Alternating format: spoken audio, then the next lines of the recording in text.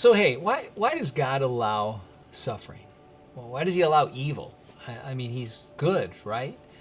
And people struggle with this because, that's wrong. That's bad. Why would God allow wrong? Well, the first thing that comes to my mind is without God, who defines what is right or wrong? We don't really have any moral code if there is no God.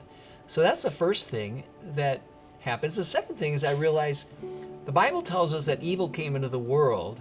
God created it perfectly. He created everything wonderful, but it came into the world because of Adam and Eve's rebellion, and sin entered the world. So God did not create sin. He did not create evil, but he made a relationship. And this is the other thing. It's like, if you think about what it means, love requires freedom, which means someone you love might do something wrong towards you. And you're vulnerable because you love them and they've hurt you. But if you want to never be hurt, you'd have to stay away from any relationship because relationships will hurt.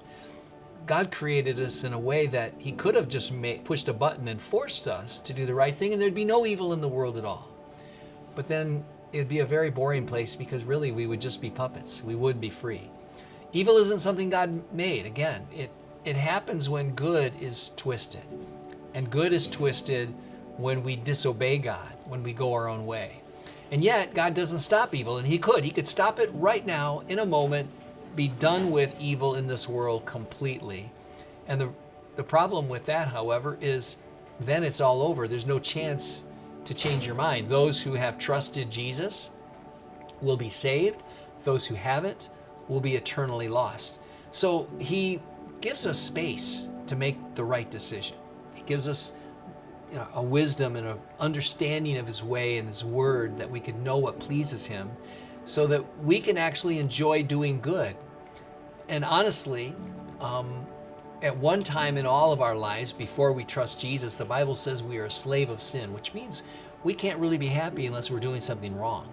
It's always fun to do the wrong thing. And I think that the key is that since it is wrong, your heart is inclined to it, you're kind of a slave to it. But when you trust Jesus, the Bible says you become a slave of righteousness. It doesn't mean you're forced to do righteousness, but what it means is now you can't be happy unless you're doing the right thing. You're convicted when you do something wrong, when you say something unkind, when you're hurtful, when you give pain to somebody else. You're convicted because you now have a new heart and you don't want to be that. And you, Lord, help me to be better. Help me to love. Help me to forgive.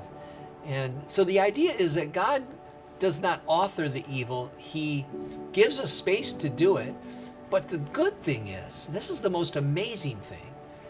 God can use evil, and he can turn it into good. In fact, the Bible says that he turns sorrows into joys. And all the evil things that happened to me from the time I'm growing up, my dad had left my mom and I didn't have a dad. I struggled with all kinds of temptations. I was kind of aimless. I didn't have good direction. It was painful making relationships. I didn't know who I could trust. I had a lot of insecurities growing up. And I think of how God used all those. In fact, I once wrote down 10 of the worst things that happened in my life and how God turned them into 10 of the best things. That I wouldn't have had those best things had not those worst things happened. So God is able to use evil. Like Joseph's brothers, he said to them, you meant it for evil, but God meant it for good. And he brought about a salvation to the entire nation because Joseph was betrayed by his brothers, sold into slavery, and God used Joseph then to rescue the entire nation and to prepare his brothers to be the tribal leaders. So look, suffering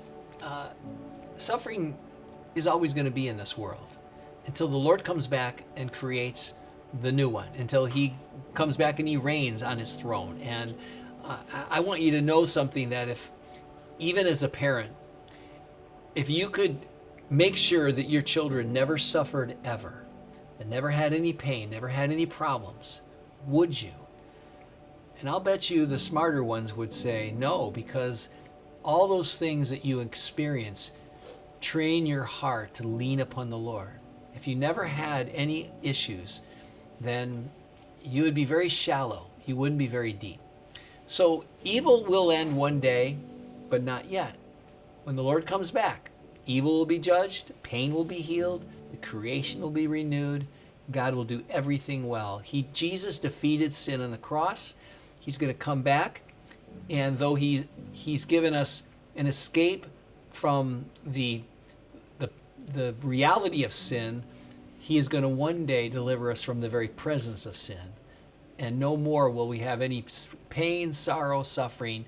And I think we all long for that day. But in the meantime, only those who trust in Jesus will have this promise. So you want to be about God's business to let others know how amazing Jesus is.